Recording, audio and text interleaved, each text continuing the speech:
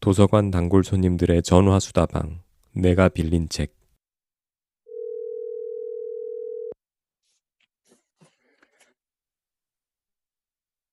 안녕하십니까. 동작 샘터 도서관 단골 손님 김민식입니다. 안녕하셨습니까. 청라 호수도서관 단골 손님 박동훈입니다. 한 주간 잘 지내셨습니까? 아쉽게 지냈습니다. 그래도 이제 사흘 연휴잖아. 연휴죠. 예. 연휴지만 뭐 연휴라고 해서 뭐 어디 멀리 가고 그러진 못하고 있습니다. 그러지 않는 게 좋아요. 못하는 게 아니라 내가 연휴에 다녀보니까 연휴 때가 제일 다니기가 힘들어. 연휴 때 하기 제일 좋은 거는 그냥 평소에 실천하고 싶었던 루틴들, 그냥 책 읽고 운동하고 그냥 이렇게 가족들과 이렇게 단란한 시간, 오붓한 시간 보내고 그런 루틴이 난 제일 좋은 것 같아. 특별히 어디 멀리 갔다가 뭐 다들 바쁘기만 하지 뭐 정신없고. 가고 싶어요. 가고 싶은데. 근데 이제 바쁘시구만. 아니 바쁜 게 아니라 그 늘 불안해하는 이 고등학생이 있어서 어디 못 가는 거죠. 뭐. 예. 예. 그렇지. 나는 지난주에 우리 박돈 부장님이 그 추천해 주신 책 읽었거든. 뭐 보셨어요? 절대 실패하지 않는 미국 주식 ETF 투자. 그래. 보시니까 어떠세요? 정말 좋은 책이야. 맞아요. 그 제목 잘못 쳤죠. 나는 솔직히 이거 왜 제목을 사실은 나는 오히려 이 책을 읽고 그냥 딱 든 생각은 약간 그 돈의 심리학이 떠올랐어요. 맞아요. 그 약간 그런 종류의 책이에요. 약간 그런 종류의 책이고, 그러니까 투자에 대한 어떤 책이라기보다 오히려 우리의 심리, 그러니까 심리를 어떻게 잘 다뤄야 돈을 단단하게 지킬 수 있는지 거기에 대한 얘기인데, 근데 난 하여튼 책은 정말 좋은 책이었고, 그리고 무엇보다 우리 박동 부장님 얘기한 것처럼 본인이 직접 개인으로서 엄청나게 많은 다양한 시행착오를 겪어보고 나서 내린 결론에 대해서 책으로 쓰셨기 때문에 나는 사실 책을 읽는 가장 큰 이유는 뭐냐면 다른 사람이 겪어보고 배운 것을 우리가 그걸 그냥 그대로 실행을 하면 우리는 굳이 고난과 시련은 하지 않고도 그지? 네. 저자가 얻은 이제 이 꿀팁만 우리가 실천할 수 있잖아요. 그래서 저는 이 책 읽으면서 내가 그동안 해왔던 재테크 강의에서 했던 얘기가 틀리진 않았구나. 약간 그런 걸 하는 거였고, 사실 제가 월급 절반 재테크하라 책 내고 나서 강연 다니면서 20대 이 분들을 만나면 20대들이 그래서 재테크 어떡할까요? 그럼 내가 그냥 웃으면서 하는 얘기가 그냥 회사 생활 열심히 해서 국민연금 오래 부으시라. 국민연금을 오래 붓는 게 제일 최고의 이 재테크다라고 얘기를 했는데, 여기 봤더니 책에서 그러잖아요. 왜 국민연금처럼 사실은 투자하라고 얘기하잖아요. 네. 그래서 국민연금의 그 구사 전략을 이렇게 하죠. 더 오래 투자하면 당신이 더 낫다. 그러면서 국민연금의 전략은 1. 시장을 주도하는 최상위 성장주, 빅테크를 중심으로 공격적인 코어를 만들고, 2. 시장 전체 ETF를 사들여 예측의 위험을 분산시키며, 3. 그것을 10년 이상 보유하는 것 얘기를 해주시고, 그리고 이분은 그냥 정확하게 딱딱 얘기해 주시더라고요. 그럼 뭘 사야 하느냐? 우리 뭐 박동 부장님 너무 잘 알고 있겠지만 여기 딱 보면 퇴직연금 계좌에서 투자금액 1위는 타이거 미국 S&P 500, 그다음 2위는 타이거 미국 나스닥 100, 그리고 3위가 코덱스 미국 S&P 500. 근데 이 책 읽고 난 항상 책을 읽으면서 내가 하는 건 뭐냐면, 그동안 내가 해온 것에 대한 어떤 확인도 중요하지만 내가 하지 않는 것에 대해서 새로운 시도거든요. 네. 이 책 읽고 제가 한 거는 나 이제 나스닥을 좀 담아야겠구나. 저는 그동안 미국 S&P 500만 계속 담고 있었거든요. 네. 나스닥 100을 좀 담아야겠다는 생각을 하고 있었고, 최근에 여기 배당주 들어간다고 일본 부동산 리츠 들어갔는데 그건 살짝 좀 재미를 못 보고 있어. 채권 시장은 또 살짝 이게 막 금리하고 그래서 그냥 이제는 그러거나 말거나, 나는 요즘 내가 이제 하는 건 뭐냐면 일단 그냥 사놓고 이 시장을 낙관적으로 바라보고 그냥 기다리자 이거예요. 하여튼 정말 좋은 책 소개해줘서 너무 고마워. 그 젊은 친구들 아까 얘기하셨잖아요. 근데 그 친구들 이제 또 이런 조언을 듣는, 그러니까 꼭 젊은 사람들뿐만 아니라, 자, 이런 조언은 사실 많이 있어요. 근데 많이 있는데, 문제는 실천하기가 정말 어려워요. 본인이. 정말 어려워. 이게, 그러니까 결국 말로만 들어서는 실천하기가 어렵고, 당해봐야. 이 저자도 크게 당했거든. 그렇지. 예. 테슬라. 당해보고, 자기가 그렇게 막 무진 애를 쓰고, 이렇게 해보고 저렇게 해보고 해봐도, 결국은 그 저스트 바잉 전략, 그 다음에 여기서 얘기하는 분할 매수하고, 그냥 기계적인 분할 매수로 자기의 생각의 개입 여지를 없애버리는. 아예 없애버리는. 그거를 이길 수 없다는 거를 몸으로 또 배우지 않으면 사실은 실천이 어려워요. 예. 그렇지. 예. 그래서 작은 금액으로 당해보시라. 저는 여기다 하나 얻는다면, 이런 거를 말 잘 듣는, 앞에 걸어간 분들의 말을 잘 듣는 특별한 성향을 가지신 분이 아니라면 소액으로 그래 네 생각으로 한번 당해봐. 당해보고 요거 읽고 최소한의 수업료로 해봐. 그게 현실적이라고 봤어요. 맞아요. 그건 그래요. 예. 저도 제가 이제 뭐 예전에 이렇게 처음 이렇게 주식을 공부하기 시작할 때는 왜 그런 거 있잖아요. 왜 이렇게 내가 무슨 주식을 샀다고 생각하고 이게 얼마나 지나면 어떻게, 근데 해보니까 그거는 공부가 안 되더라고. 가상 투자는 공부가 안 되고 내 돈이 들어가야, 그리고 내가 내 돈이 오르고 내리는 거에 따라서 내 마음이 어떻게 널뛰는지를 한번 겪어보고 뭐 한 마이너스 한 20점 맞점 보고 좀 이래야 공부가 되는 것 같기는 해. 특히나 요즘 같은 폭등장에서는 this time is different인가? 그렇지. 맞아. 야, 그 유혹을 못 이겨요. 야, 이거 오늘 사면 맞아. 분명히 5% 먹는데. 맞아. 예금 1년 반치를 먹는데. 분명이라는 게 어딨어. 예, 시장에서. 그 유혹을 여기기가 너무너무 어려워요. 예. 저도 흔들려요. 저 이 책 읽고 크게 그래 이거야라고 하지만 여전히 제 포지션을 정리하지 못하고 있고 흔들립니다. 예. 흔들리죠. 예. 나는 그래서 그러니까 나는 이 책에서 내가 또 간 이 메시지는 우리 모두 낙관론자가 되자라는 말을 하시잖아요. 네네. 낙관론자는 무엇이 잘 될 수 있는가를 본다. 비관론자는 무엇이 잘못될 수 있는가를 본다. 둘 다 틀리지 않았다. 단지 초점이 다를 뿐이다. 그런데 그 초점의 차이가 결국 자산의 차이를 만든다. 여기에 보면 왜 중간에 그 사례로 숏포지션 지난 몇 년간 2022년 이후 계속 몇 년간 이렇게 숏포지션 유지하는 어떤 분 얘기가 나오잖아요. 그러니까 떨어질 거라고 생각하고 계속 거는데 근데 이게 궁극적으로 가서는 시장은 계속 우상향을 하기 때문에 그러니까 단기로 봐서는 그게 맞을 때도 있죠. 맞을 때도 있어요. 지금 너무 올랐나? 그래서 난 이제 아마 떨어질 거야 라고 생각하고 거는데 그게 맞을 때도 있는데 긴 시간을 놓고 보면 결국은 숏포지션이 비관론자가 낙관론자를 못 이기잖아요. 네. 근데 왜 이렇게 다들 낙관론자가 되는 게 어려운가? 제가 작년에 되게 안타깝게 생각했던 거는 국민연금 드시라 그랬더니 정말로 어떤 학생이 손을 들고는 국민연금은 자기들이 나중에, 그러니까 그거는 아저씨 같은 50대한테나 해당되는 얘기고 우리 같은 20대들은 나중에 국민연금 받을 때가 되면 국민연금이 다 소진이 되어서 타낼 수가 없다. 근데 나는 이 책에서도 얘기를 해요. 왜 비관론이 이렇게 많을까? 답은 간단하다. 공포는 팔리기 때문이다.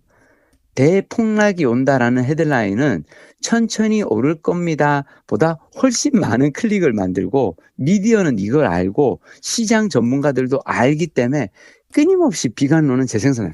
그러니까 저는 정말 1년 전에 국민연금 이 소진론을 가지고 강의할 때마다 그걸 들고 나오는 사람들을 이걸 내가 어떻게 설득할 방법이 없는 거예요. 그래서 나는 이 멘탈은 우리가 뭘 이렇게 얘기한다고 해서 되는 게 아니잖아요. 네. 그래서 제가 요 다음 책, 두 번째 책으로 우리 바로 훅 넘어가면 네. 저는 멘탈을 훈련하는 법을 배워야 한다고 생각해요. 그걸 도와주는 책이 있어요. 내면 근력. 내면 근력. 약간 이 제목은 그 내면 소통, 제가 정말 좋아하는 김주환 교수님의 내면 소통을 살짝 이제 카피한 것 같은 제목인데, 제목은 그렇지만 내용은 또 다른 내용이고 좋은 책이에요. 이게 왜 미국의 프로 운동 선수들 있잖아요. 네? 그런 미국의 그 네. 프로 스포츠맨들. 아, 네네. 이분들은 왜, 생각해봐. 멘탈이 흔들리기가 엄청 쉽거든. 왜 그러냐면, 이분들은 하루하루의 그, 내가 경기에서 어떤 결과를 하느냐에 따라서, 당장 내년도 내가 재계약이 가능한지, 그냥 자유계약으로 풀려날지, 완전히 그거. 그리고, 일단 판돈이 너무 크잖아. 내가 만약 미국의 프로 농구 선수고, 미식 축구 선수고, 그러면은, 여기에서 시합 결과에 따라서 당장 왜 손흥민도 그럴 거 아니에요. 네. 내가 오늘 시합에서 한 골을 넣느냐 못 넣느냐에 따라서 내년도 나의 이 몸값이 달라지잖아. 네. 이 사람들이 항상 멘탈이 흔들려. 이 분들의 멘탈 코치가 있어요. 그래서 그 멘탈 코치가 이제 쓴 책이고, 저는 내면 근력 읽으면서 되게 중요한 건 뭐냐면, 미국의 어떤 그 운동선수뿐만 아니라 우리 같은 일반인들도 멘탈 코치가 필요하지 않을까. 네. 우리의 멘탈을 사로잡는 법에 대한 이야기를 해주시는 분이에요.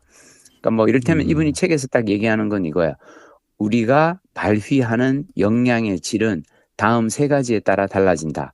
1. 자기 확신, 자신의 가능성에 대한 믿음. 2. 집중력, 목표에 온전히 몰입하는 힘. 3. 회복 탄력성, 어려움이 닥쳐도 다시 일어나는 능력. 딱 요거 보고 나면 생각드는 게 그거지 않아요? 나는 이게 투자자들에게 필요한 거거든. 자기 확신이 필요하고 집중력이 필요하고 회복 탄력성이 필요하고.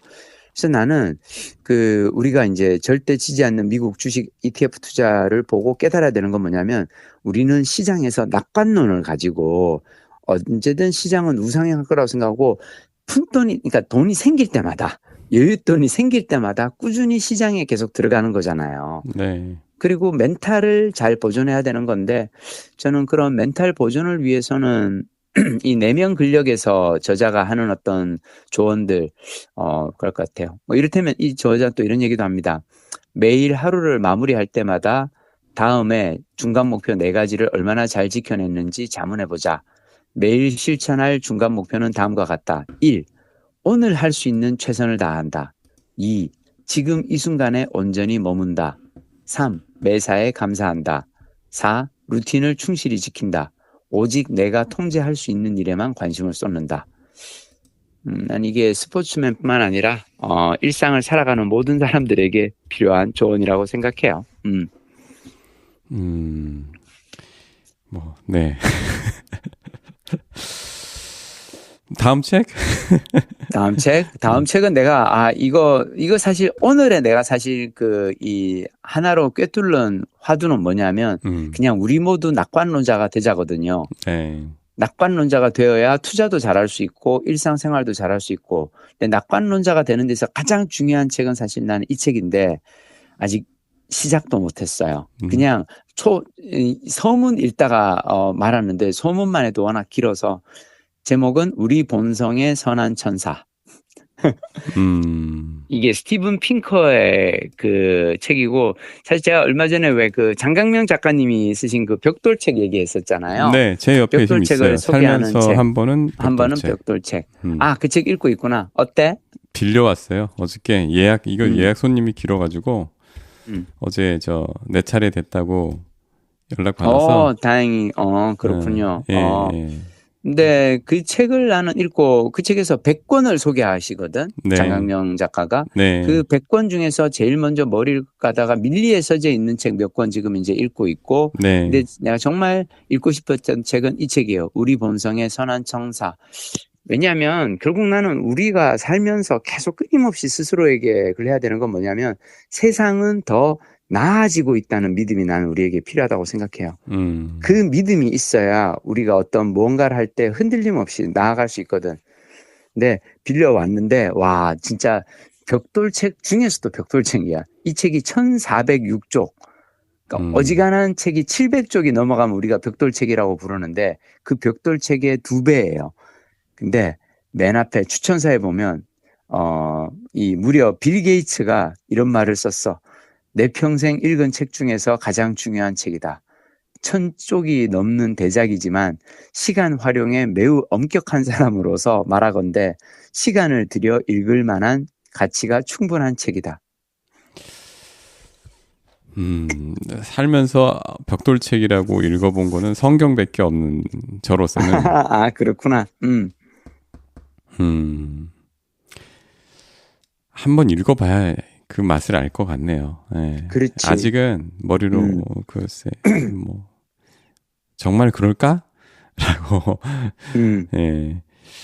근데 나는 지금 기왕에 빌 게이츠 얘기가 나온 김에 네. 나는 이 추천사에서 이 말이 탁 와닿았거든요. 시간 활용에 매우 엄격한 사람으로서 말하건대 시간을 들여 읽을 만한 가치가 왜 그러냐면 빌 게이츠가 진짜 시간 활용에 엄격한 사람이거든요. 그럴 수밖에 없지. 내 시간당 몸값이 얼마 되겠어요. 나의 시간에 1시간의 생산 단가가 얼마겠냐고. 대부분의 사람들은 뭐 이렇게 나이 들어서 가난한 사람들은 사실은 시간당 단가가 최저임금일 거 아니에요. 네. 근데 빌 게이츠는 알잖아. 자기가 어떤 일을 하면 그 시간이 얼마나 가치가 높은지를. 땅에서 빌 게이츠는 뭐 한 1000만 원짜리 떨어진 거 봐도 지우면 안 돼. 그렇지. 맞아. 그러니까 빌 게이츠의 시간당 그예요. 근데 나는 이 빌 게이츠랑 워렌 버핏이 예전에 어떤 그 대담한 거를 봤거든요. 네. 근데 그때 되게 이 청중 중에 한 명이 재미난 질문을 해요. 뭐라 그러냐면 당신에게 이미 사실은 빌 게이츠와 워렌 버핏 정도 되면 우리 평민들이 보기에는 슈퍼히어로에 가까운 초인들이잖아요. 네. 이들이 가지고 있는 능력이라는 게. 네. 근데 만약 당신이 진짜 슈퍼히어로가 된다면 당신은 어떤 능력을 원하십니까? 라고 했을 때 빌 게이츠가 뭐라 그랬는지 알아요? 속독. 오, 기억하는구나. 아니, 기억이 아닌 게 아니라 안 봤어요. 안 봤어? 야, 근데 이걸 어떻게 맞춰? 아니, 그럴 것 같아. 와, 역시. 야, 우리 박동 부장님, 이 촉이 좋은데? 속독. 진짜 딱 그래요. Read super fast라고 대답을 해요. 아, 속독이 영어로 read super fast군요. 그냥 read fast. 그냥 나는 책을 빨리 읽고 싶다. 진짜 빨리. 그런데 재밌는 건 그 옆에서 워렌 버핏이 이제 이거를 추임새를 넣어요. 그러면서 뭐라 그러냐면은, 야, 빌 게이츠 정말 욕심 많지 않냐. 쟤는 나보다 3배는 더 빨리 읽는다. 빌 게이츠가 워낙 책을 빨리 읽는데도 그럼에도 쟤는 더. 근데 사실 워렌 버핏도 그렇고 빌 게이츠도 그렇고 둘 다 유명한 게 다독가들이잖아요. 네. 그리고 워렌 버핏은 자기가 어렸을 때 왜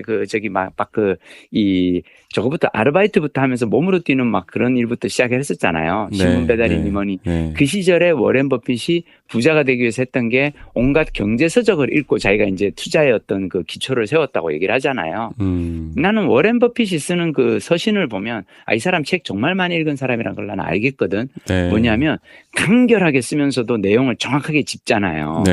책을 많이 읽은 사람만이 그렇게 쓸 수가 있거든. 근데 그때 이제 빌 게이츠가 했던 게 뭐냐면 자기 인생에서 가장 많은 시간을 들이는 게 독서인데 그 독서에 들이는 시간을 줄일 수 있는 방법은 책을 빨리 읽는 속독이다라고 얘기를 해요. 근데 나는 요즘 걱정하는 게 이렇게 전철에서 이렇게 있다 보면 왜 사람들이 이 텍스트 넘기는 거 있잖아요. 보잖아요. 그냥 휘릭 넘기잖아. 근데 요즘 나는 너무 많은 사람들이 정보에 중독돼 가는 거 아닐까. 그러니까 더 많은 것을 알아야 한다라는 강박 때문에 막 휘릭 넘기는데 어쩌면 사실 진짜 우리에게 필요한 건 글을 그냥 빨리 눈으로 툭툭 넘는 게 아니라 좋은 텍스트를 깊이 있게 읽는 능력 아닐까. 되새김. 그래서 어쩌면 얇은 책 여러 권 읽는 것보다 우리 본성의 선한 천사 같은 이런 벽돌책을 읽어야 되는데 라고 말을 하면서도 나는 지금도 아직 이 책은 엄두가 안 나. 읽고 싶은 책은 너무 많은데 이거 어느새 다 읽나. 그래서 그냥 우리 본성의 선한 천사 같은 경우는 그냥 조금씩 이렇게 차근차근 긴 시간 들여서 읽어야 되지 않나. 그런 생각하고 있어요. 벽돌책이 되는 이유는 메시지가 많은 건가요? 아니면 예가 많은 건가요? 아니면 그 핵심 메시지를 아주 그냥 깊게 증명해서 그렇게 두꺼워지는 건가요? 나는 지금 이 박동 부장님의 질문이 참 좋은 질문이라고 생각해. 나는 박동 부장님하고 책 얘기하는 게 재밌는 이유가 딱 이거야. 핵심을 찌르는 거야. 이 질문은. 뭐냐면, 그냥 내가 언뜻 하는 생각은 뭐냐면, 벽돌책이 두꺼워질 수밖에 없는 이유는, 사람들의 흔한 믿음에 반대되는 이야기를 하기 때문이에요. 이를테면 총균쇠 같은 경우도 벽돌책이잖아요. 아주 네. 유명한. 네. 근데 제러드 다이아몬드의 그 총균쇠가 그렇게 두꺼워질 수밖에 없는 이유는 뭐냐면 맨 처음에 던지는 질문이 있어요. 그게 보면 어떤 그 제러드 다이아몬드가 이제 이 사람이 이제 어디를 갔다가 그 폴리네시아인가 그 가난한 어떤 그 섬의 원주민을 만났는데 그 원주민이 제러드 다이아몬드한테 딱 묻는 게 그거예요. 왜 니들은 그렇게 부자인데 우리 이 원주민들은 이렇게 가난하냐. 니들은 유럽 사람들은 타고나기를 잘 태어나서 똑똑한 사람들이고 그래서 그렇게 니들은 훌륭한 문명을 읽었고 우리 섬에 사는 원주민들은 좀 뭔가 미련하고 그런 유전자가 있기 때문에 그런 거냐. 그 질문을 딱 던지는데 이 원주민한테 이 질문을 듣는 순간 제러다이아몬드 감성가 이건 사실 모든 사람들이 자기도 모르게 갖고 있었던 서양인들이 갖고 있었던 어떤 우월감 그걸 짚는 질문이잖아요. 네. 그리고 왜 우리도 다시 사실 20년, 30년 전만 해도 우리 그 생각 했었잖아. 아, 미국이나 유럽은 서양인들은 등치도 크고 똑똑하고 쟤들은 우리보다 우월하고 아, 우리 아시아인들은 왠지 위축돼 있고 이랬다고 우리가 생각을 했잖아요. 네. 근데 이거를 제러드 다이아몬드가 총균쇠를 통해서 하면서 서양이 아주 운 좋게 유럽 문명이 총과 균과 쇠의 힘이 덕분에 근데 이게 이 과정은 운이었다, 행운이었다. 대륙의 길이, 대륙이, 유럽 대륙이 아시아와 이어져 있는 횡으로 긴 대륙이었지. 아메리카 대륙 같은 경우는 남북으로 긴 대륙이다 보니까 남쪽이나 북쪽에서 시작한 어떤 무언가가 적도를 넘어갈 수가 없다. 추운 나라에서 시작한 무언가가 더운 지역을 넘어갈 수가 없다. 수만 년 동안. 그러니까 이게 이제 이 유럽과 아메리카 대륙을 이제 가른 어떤 결정적 증거다. 근데 이거를 설명하기 위해서는 그냥 얘기를 하면 사람들이 에이, 뭐 그 정도 가지고 하는데 세세하게 해야 되는 거야. 그러니까 사람들의 믿음에 반대되는 것을 입증하기 위해서는 저자가 말이 길어지는구나. 말이 길어질 수밖에 없어. 우리 본성의 선한 천사도 똑같은 얘기예요.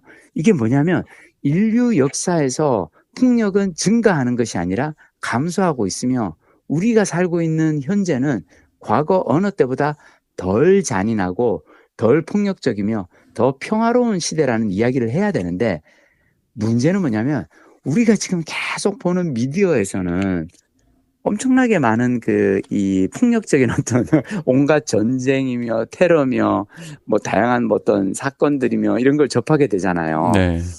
그래서 사람들의 믿음에 반대되는 걸 얘기하기 위해서는 말이 길어질 수밖에 없는 거예요.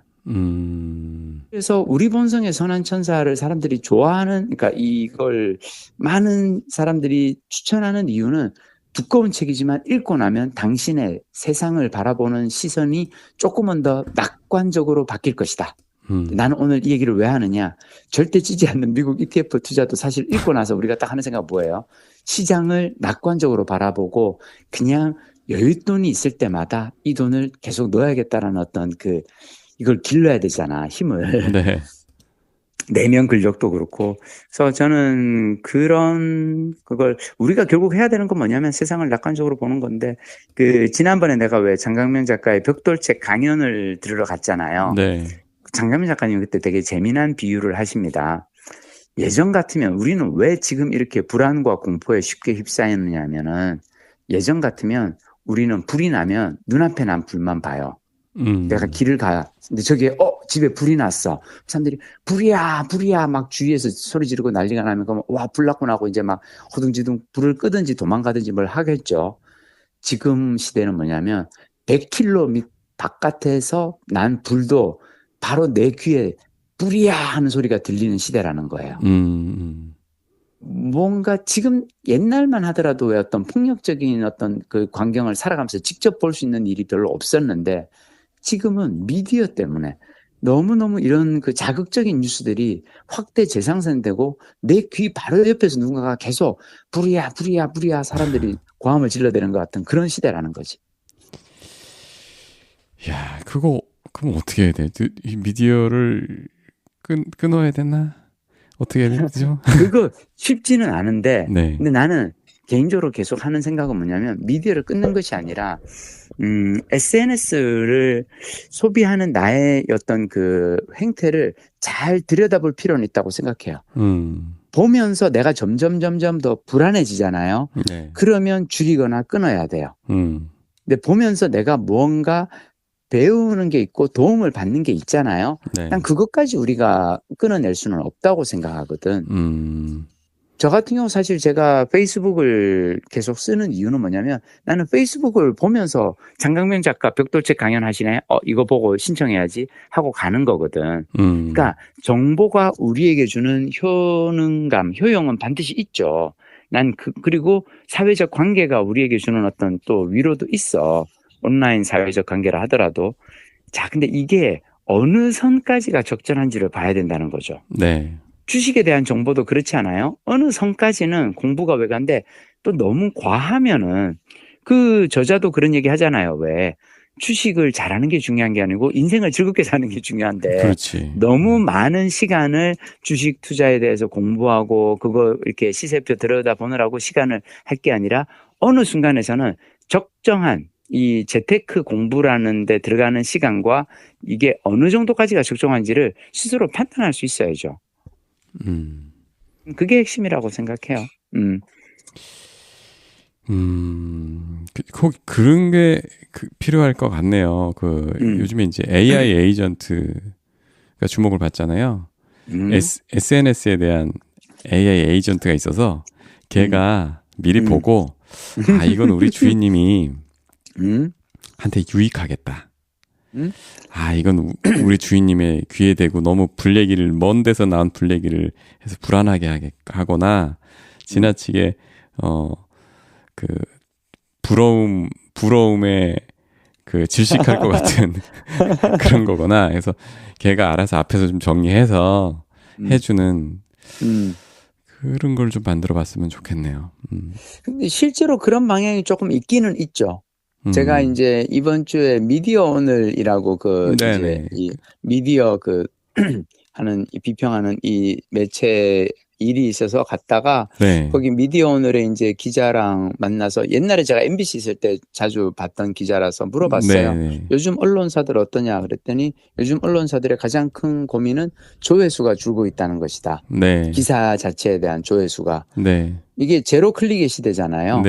다들 이제 어떤 사안에 대해서 검색을 하면 그 사안에 대해서 설명해주는 개별 기사를 읽기보다는 AI가 정리한 거 그냥 오히려 그걸 다들 읽으니까 클릭 수가 줄어드는 게 고민이라고 하는데 근데 저는 한편으로 그 시대에 또 문제는 뭐냐면 우리가 혹시라도 거기에 너무 의존하게 될까봐 과잉 의존하게 될까봐 그러니까 내가 정보를 직접 보고 선별해서 판단하는 것도 어느 정도의 능력이고 그것도 미디어 리터러시인데 미디어 리터러시 자체가 또 AI에 의해서 우리가 또 이게 가능한가? 하여튼 다양한 고민은 있어요. 근데 박근홍 부장님 얘기한 것도 하나의 방법이지.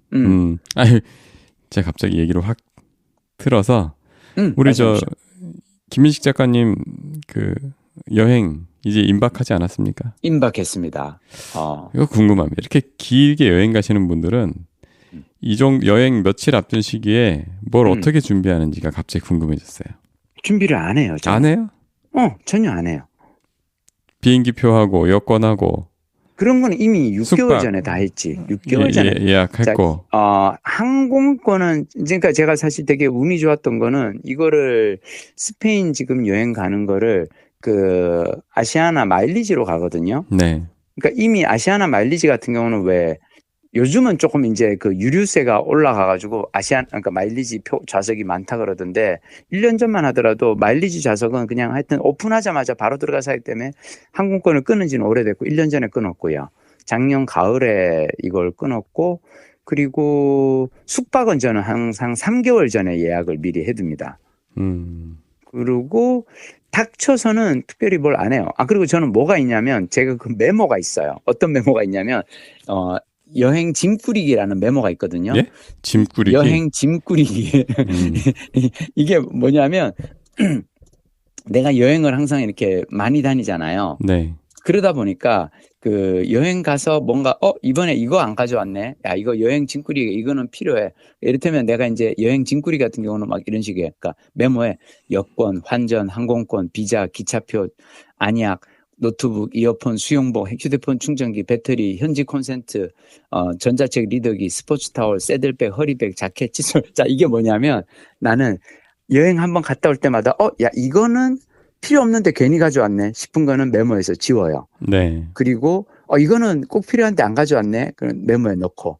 이 메모를 제가 지난 몇 년간 계속 그 업데이트한 메모니까 나는 이제 여행 준비를 따로 안 해요. 따로 안 하고 그냥 여행 가기 한 2, 3일 전에 메모 딱 보면은 자락 돼 있고 그리고 요즘 참 제가 또 하는 것 중 하나 뭐냐면 짝수달마다 해외여행을 가잖아요. 네. 그래서 아예 여행 갔다 오면 여행용 그 가방은 따로 정리 안 해요. 그대로 놔둬요. 그리고 여행 갈 때 다음 여행 갈 때 그 가방 그대로 들고 가면 되니까. 약간 이런 식이어서 여행을 루틴화하면은 여행 준비가 되게 단출해지고 간단해지고 그리고 예전에는 여행 책이라든지 막 이런 것도 많이 읽었거든요. 가서 뭐 할지를 갖다가 사실 그러니까 여행의 일정을 짜는 거. 그렇지. 근데 저는 그 여행 일정도 요즘은 별로 안 짜는 게 예전에 갈 때는 이제 왜 1년에 한 번 가는 여행이니까 완벽하게 시간을 갖다 통제하고 싶은 욕심이 있잖아요. 네. 근데 저는 그런 게 없고 이번 스페인 여행만 하더라도 제가 몇 년 전에 10여 년 전에 한번 갔다 왔던 데를 안달루시아 지역이에요. 그 아람브라 궁전이 있는 그라나다라든지 이런 곳을 가는데 거기 너무 좋아서 다시 가는 거기 때문에 네. 이미 다 봤고 그래서 꼭 다시 뭘 해야 된다 이런 건 잘 없어요. 그래서 그냥 여유 있게 가서 저는 주로 어떻게 하냐면 아침에 참 이 저의 중요한 여행 루틴은 하루에 딱 3시간을 봐요. 하루 종일 돌아다니지 않아요. 아침에 딱 일어나서 아침 먹고 2-3시간 정도 걸어서 한 지역을 가서 쫙 걷고 3시간 정도 걷고 나면은 지치거든요. 네. 그러면 숙소로 돌아와서 점심 먹고 책 읽고 낮잠 한숨 자요. 네. 그러면 한 4시쯤 되고 그러면 이제 뭐 남부 유럽 같은 경우는 벌써 여름에 더우니까 낮에는 시에스타를 즐기고 그리고 한 4시쯤 다시 선선해질 때쯤 나가서 1시간 정도 또 산책하고 구경하고 저녁 먹고 돌아와서 해 떨어지고 난 다음에 바깥에 안 나가요. 저녁 먹고 숙소 돌아오면은 책 읽고 그리고 뭐 보고 싶은 영화 같은 거 있으면은 노트북 가져간 걸로 보다가 그러고 자죠. 그래서 제가 하루에 3시간 정도만 걸어 다니기 때문에 미리 스케줄을 짤 필요 없이 아침에 일어나서 챗GPT한테 딱 물어봐요. 나는 지금 어느 지역에서 숙소에서 지금 묵고 있는데 내가 오늘 가고 싶은 곳은 어디야? 뭐 아람브라 궁전이야. 자, 그러면 아람브라 궁전을 중심으로 해서 3시간 동안 걸어서 다닐 수 있는 곳들의 어떤 일정표를 짜줘. 얘가 딱 어디 가라고 딱 얘기해줘요. 거기만 돌아보고 오면 돼요. 너무 심심한가? 이 여행이. 사실 그 정말 언제든 길게 갈 수 있는 사람의 그거군요. 여행법이지. 맞아. 네, 맞아. 정말 맘 먹고 큰 맘 먹고 가서 밀도 있게 해야 된다는 그 압박을 가진 사람에게는 좀 어려운 그긴 한데. 근데 저는 그 무엇을 반드시 봐야 되고 무엇을 반드시 해야 된다라는 그 목표를 예전서부터 조금 내려놨어요. 왜 그런 이 습관이 생긴 게 뭐냐면 나는 이제 특히 아이들이 어릴 때 아이들과 같이 여행을 많이 다녔거든요. 네. 큰딸 같은 경우는 초등학교 6학년 때 네팔 히말라야를 올랐어요. 3,200m 고지까지 안나푸르나. 근데 내가 어린애들과 같이 이런 다양한 모험들을 할 수 있었던 비결이 뭐냐면 반드시 뭐뭐 해야 된다라는 건 없어요. 그게 없어야 가족들과 행복한 여행을 할 수 있어요. 가끔 그 가족들 보면 엄마 아빠들 보면 이런 분들 있어요. 런던에 갔어. 대형박물관을 가는 날이야. 아이를 깨워. 근데 아이는 시차 막 틀어져가지고 그리고 요즘 이제 중학생들은 시차가 틀어지면 저기 딱 도착해서 그쪽 밤 시간에 호텔 와이파이 연결해서 밤새 안 자고 뭔가를 지방에서 뭔가를 막 했어. 아침에 이제 되면은 엄마 아빠는 나가자 그러는데 얘는 그때부터 이제 자야 돼. 한국 시간. 미치는 거지. 미치는 거지. 이제 그러면은 엄마 아빠는 뭐냐면 본전 생각. 여기 몇백만 원을 티켓을 드리고 그리고 학교 저거 빼고 학원 2주 수업 시간 빼고 여기를 왔는데 기껏 밤새 게임하고 아침 되니까 잔다고 미치는 거지. 자, 근데 이때 받아들여야 돼요. 아, 그래? 알았어. 근데 아빠는 이거 꼭 가보고 싶으니까 아빠는 오늘 여기 모나리자 그림을 꼭 보고 싶어서 루브르에 갈 거야. 너는 그럼 쉬어. 그냥 두고 그냥 나와버려야 돼요. 왜 그러냐면 나중에 그래야 알리바이가 생겨요. 솔직히 얘기해서 나는 애들 데리고 가는 이유, 여행을 데리고 가는 이유는 딱 하나예요. 왜 나 안 데려갔어요? 라는 소리를 안 듣기 위해서예요. 나중에 가서 왜 이렇게 보면 엄마 아빠의 그 앨범에 에펠탑 앞에서 찍은 사진이 있단 말이야. 엄마, 왜 나는 여기에 사진이 없지? 얘기해 주는 거야. 너 그때 기억 안 나니? 너 나가자 그랬는데 너는 그때 안 간다 그래가지고 호텔방에서 그냥 쉰다 그래서 넌 두고 우리끼리 나가서 그냥 찍은 거야. 이렇게 얘기를 하지. 왜 없어요? 그러면 너 학원 보내려고 너는 저기 그냥 고모한테 맡겨놓고 학원 가라 그러고 우리끼리 놀러 갔다 왔지? 라고 하면 애가 상처받거든. 그래서 저는 여행 가는 거는 같이 갈 수는 있는데 거기 현지에서 일정은 아이가 너무 힘들어한다. 제가 아까 이제 왜 3시간 다니고 집에 돌아오냐면 이게 아이들과 여행 다닐 때 만들어진 루틴이에요. 아이들 초등학교 4학년, 5학년 이런 애들은 하루 종일 다니면은 지치거든. 그래서 오후에는 꼭 쉬죠. 근데 우리 김 작가님 일정에 보면 시내 교통편은 필요가 없네요. 나는 시내교통은 맨 처음 그 목적지로 가는 딱 그 한 번만 타고 호텔에서 거기까지 왔다 갔다가 있고 가서는 그냥 그 근처만 돌아다녀요. 근데 유럽이 되게 재밌는 게 어디든 그 도심이 있고 그 도심에 내가 이걸 만들게 된 그 습관 중 하나는 저게 있어요. DK라고 하는 영국의 그 출판사에서 나온 이 여행 가이드북을 보면 뭐가 있냐면은 워킹 루트 맵이라 그래가지고 걸어서 2-3시간 동안 다닐 수 있는 이 지도들이 있거든요. 그래서 실제로 가보면 그렇게 다닐 수 있는 곳들이 많아요. 너무 여기저기를 장거리 이동하면서 다니는 거는 아니고, 그래서 참 중요한 건 만약 AI한테 물어보잖아요. 네. 제미나이든 챗GPT한테 야, 이 도시에서 가야 될 곳 어디야? 그러면 10곳을 딱 뽑으면 다시 물어봐요. 이 중에서 이동 동선이 가까운 곳으로 3곳만 다시 뽑아줘봐. 그러면 얘가 다다닥 잘 추려줘요. 동선이 너무 길지 않은 게 중요해. 아이들과 여행 다닐 때는. 이거를 욕심을 내서 부모 욕심에 이것도 봐야 되고 저것도 봐야 되고 그러면 애들이 힘들어질 수 있고. 근데 대신 중요한 건 뭐냐면 그렇게 해보다가 애가 잘 하잖아요. 네. 그러면 조금씩 늘려갈 수는 있죠. 근데 처음부터 너무 많은 것을 봐야겠다고 내가 결심을 하면 좀 힘들 수 있어. DK북스의 워킹 루트 맵? 이거는, 각 도시나 나라별로 있는 책이에요. 되게 두꺼운 책이고. 워킹인데 왜 이렇게 두꺼워? 그러니까 그게 옛날 책이라서 그래요. 요즘은 이제 그거, 내가 그 책들을 다 지금은 버려버렸는데. 네. 아이위트니스인가 그래, 제목이. 잠깐만. 맞네요. 아이위트니스 오디오 웍스 앱이 있네요. 요즘은. 거기에, 아이위트니스 거기에 이미지에 어느 도시든지 워킹 루트 맵 있는 거 한번 봐봐요. 그거 딱 보면 정말 잘 만들어 놨어. 이런 앱이 있네요. DK 아이위트니스 오디오 웍스. 그렇지. 이거는 귀에 꽂고 들으면서 가란 뜻인가 보다. 난 그것까진 몰랐는데, 왜냐면 그 아이위트니스 책의 최고 장점 중 하나가 뭐냐면, 걸어서 2-3시간 안에서 계속, 이를테면 만약 그 DK 아이위트니스 책이 서울을 만약 소개한다고 하면 딱 이런 식이죠. 그 광화문에서 출발해서 북촌 한옥마을 보고 경복궁 보고 내려와서 뭐 이런 식으로 그거를 왜 걸어서 2-3시간 동안 그 안에서만 볼 수 있는 그런 것들을 그 책에 있어서 나는 옛날부터 그 책을 보면서 여행 습관이 대중교통으로 막 차로 어디 멀리 안 다니고 딱 중심지 한 곳에 가서 2-3시간 동안 걸으면서 보는 게 약간 습관이 된 것 같아요. 그래요. 또 이 AI가 있는 시대니까 이제는 AI의 도움을 받으면 되지. 여행을 계획하고 실행하고 이런 방법들도 되게 창의적으로 많이 나올 것 같아요. 이번에 박동무장님 어디로 가시지? Germany. 젊은이들이 좋아하는 Germany. 좋네. 저도 별 계획이 없습니다. 그냥. 그게 맞아. 그래야 돼. 가서 그냥 그날 내키는 거 하고 싶고, 그거 하고 오는 거야.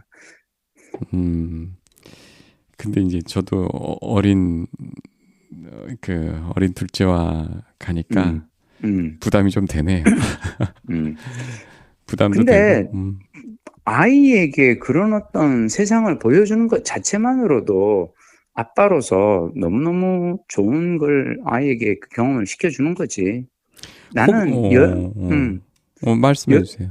이 여행의 목적은 나는 다른 거 아니고 그냥 아이에게 이런 세상도 있다라는 걸 보여주는 게 나는 여행의 목적이라고 생각해요. 늘 똑같은 것만 이렇게 보다가 어제 내가 이렇게 넷플릭스에서 우연히 이렇게 보니까 법륜 로드라 그래가지고 요즘 그런 게 있대요. 법륜 스님이 저기 그 연예인들이랑 같이 노홍철이랑 뭐 몇몇 연예인들이랑 같이 인도 여행하시는 그 프로그램이 있는데 앞부분만 나는 워낙 내가 법륜 스님 증문즉서를 좋아하니까 보면서 그냥 깨달은 게 그 왜 연예인들은 다들 힘들거든. 인생이 힘들잖아, 왜. 어떻게 보면 가장 많은 비교에 시달리고 타인의 시선을 의식하면서 사는 사람들이 연예인들이니까. 그래서 삶이 힘듭니다. 어떻게 하면 좋을까요? 나랑 같이 인도 한번 가보자. 가서 여기서 인도 사람들, 여기 불가촉 촌민들 어떻게 사는지 이런 거 한번 좀 보고 나면은. 근데 개인적으로 저는 유럽 여행도 그렇고 저는 딸들 데리고 몽골 여행 가고 막 그랬거든요. 네. 몽골 내가 애들 데려갔던 이유는 딱 하나예요. 다른 나라에 가서 문화를 본다면 몽골은 문명을 보는 거거든요. 우리 같은 정주민들이 그 유목민들, 그러니까 정말 그냥 천막 치고 이렇게 떠돌아다니면서 사는 삶의 이런 삶도 있다. 저는 아이들에게 다양한 넓은 가능성을 경험시켜준다는 면에서 독일 너무 좋죠. 한국과는 또 다른 어떤 거고, 무엇보다 유럽은 이 중세 역사들이 남아있으니까 아이에게는 정말 좋은 기회가 될 겁니다. 잘 즐기고 오셔요. 네. 말도 더럽게 안 듣고, 또 무서움도 많아서 혼자 어디도 아직도 못 가고 그러는데, 엄청나게 호기심이 들었나 봐요. 20일이나 되는 기간에 맨날 혼내는 아빠한테 따라 붙겠다고 하는 거 보면 얼마나 좋아. 가겠다고 하는 거 보면. 이놈 각오해라. 아니야. 그냥 각오해라 그런 걸 마음가짐을 버려 이 사람아. 이제 뭐 안 먹겠다 이런 것도 없어. 이렇게 안 먹겠다고 딴 거 해주는 엄마도 없어. 자식. 그거 되게 중요한 게, 안 먹겠다 그러면은, 알았어. 그러고 그냥, 나는 아빠는 이거 좋아하니까 이거 먹을게. 그래서 독일에 가서는 우리가 반드시 먹어야 되는 게 있잖아요. 브라텐부르스트인가? 하얀 빵에다가 소시지만 끼워서 나오는 되게 성의 없는 독일식 소시지 빵. 난 그거 정말 맛있거든? 근데 그거 만약 줬는데 안 먹겠다. 알았어. 하면서 먹고, 그리고 많이 걸어 다녀. 또 내가 나중에, 그걸 먹을 걸. 그 다음에 주잖아. 뭐든지 꿀맛이야. 뭐 그렇게 노리고 가긴 하는데.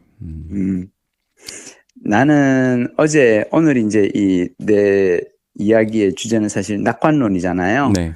이 낙관론의 나는 마지막은 어제 본 뮤지컬 얘기로 마무리하고 싶어요. 어제 내 친구 이제 김재환 감독이 원작자로 참여한 오지게 재밌는 가시나들이라는 뮤지컬이 있어요. 네. 작년에 난 이걸 봤었거든요. 네. 근데 이제 다시 또 봤는데, 이게 난 작년에 사실 이 뮤지컬 보면서 되게 놀랍다고 생각했던 게, 원래 이게 김재환 감독이 다큐멘터리 만든 거였어요. 네. 칠곡 가시나들이라 그래서 경상북도 칠곡리에 이제 이 70대, 80대 할머니들이 시 쓰면서 이제 문해학교에서 한글 공부하는 얘기였거든요. 네. 근데 그 영화 칠곡 가시나들과 그리고 그 영화를 만들고 난 다음에 이걸 책으로 이제 김재환 감독이 그 할머니들과의 인연을 다시 쓴 에세이가 오지게 재밌게 나이듦이라는 책을 냈고 이 두 개를 가지고 뮤지컬을 만든 거예요. 뮤지컬 제작사에서. 그래서 그게 이제 오지게 재밌는 가시나들인데 어제 참 다시 보면서 정말 좋은 작품이다. 작년에 제가 이 뮤지컬 처음 나왔을 때 워낙 뭐 저는 이 친구가 책을 썼을 때도 그렇고 칠곡 가시나들 했을 때도 그렇고 워낙 제가 계속 이제 응원하는 친구니까 좋아하는 친구니까 보러 갔다가 야 이거 한 번 보고 말기는 아깝다라고 생각했는데 작년에 초연이었거든요. 네. 작년에 이 뮤지컬 만들어지자마자 한국 뮤지컬 어워즈에서 작품상, 극본상, 연출상을 휩습니다. 그래서 이제 이렇게 또 뮤지컬 어워즈 3관왕에 빛나는 화제 뮤지컬이다 보니까 다시 또 이제 올해 그걸 했고 개인적으로 나는 뮤지컬 팬으로서 좋아하는 건 뭐냐면 우리는 왜 항상 미국에서 가서 뭐 이 브로드웨이 뮤지컬 좋아하잖아요. 네. 근데 브로드웨이 뮤지컬 유명한 작품들 있잖아요. 네. 오페라의 유령이라든지 뭐 이런 작품들은 레미제라블 이런 작품들의 특징은 뭐냐면 긴 시간 이 공연을 하면서 점점 만드는 제가 더 나아지는 거거든요. 나는 우리나라 창작 뮤지컬도 좀 그런 작품들이 나왔으면 좋겠다 생각했는데 이번 이 작품이 약간 그래요. 오지게 재밌는 가시나들이 보니까 작년보다 저는 더 노래라든지 이런 게 재밌어졌고 무대 연출도 더 좋아졌고 어제 같은 경우는 끝나고 막 심지어 이제 응원봉 흔들면서 할머니 역할을 한 배우들과 함께 마지막에 싱얼롱도 하고 막 하는데 너무 좋았어요. 근데 나는 이 뮤지컬을 보면서 했던 생각은 지금 우리의 한국 사회 우리가 같이 살아가고 있는 70년대 70대 80대 할머니들 있잖아요. 네. 시골에서 어렸을 때는 일제 강점기라서 학교에서 우리말을 제대로 배울 기회가 없었고 좀 커서 학교 다닐까 했더니 한국 전쟁 일어나고 그 다음에는 그냥 동생들 뒷바라지 하느라고 공부를 하지 못해서 한글도 못 깨우쳤던 분들이 나이 70, 80에 문예학교 다니면서 이제 한글 배우고 익히고 그러는 과정을 이제 뮤지컬로 담았는데 저는 보면서 이분들의 삶이야말로 낙관론의 끝판을 보여주는 게 아닌가. 그렇게 가난하고 일제강점기 전쟁 이 모든 걸 다 겪어내고도 이렇게 잘 사는 한국까지 이제 갔고 어제 가서 되게 좋았던 게 엄마랑 딸이랑 많이들 왔어요. 왜냐하면 이 뮤지컬의 주인공 보통 뮤지컬들은 막 이렇게 왜 막 20대 30대들이 막 그리스라든지 뭐 이런 뮤지컬 왜 청춘들이 나와서 막 신나게 노래하면서 막 사랑 얘기하잖아요. 네. 근데 이거는 지금 70대 80대 어머니들의 과거 살아왔던 삶에 대한 이야기를 하니까 3, 40대 따님들이 이제 50대 이제 어머니 모시고 와서 같이 이렇게 보는데 되게 좋더라고요. 이런 뮤지컬이 한편 있다라는 게 우리의 어떤 문화 생활을 훨씬 더 풍성하게 만들어주는구나 라는 생각을 해서 너무 좋았고 이거 보고 나면 또 이렇게 감동적인 그런 시간이 될 것입니다. 좋은 작품 소개까지 고맙습니다.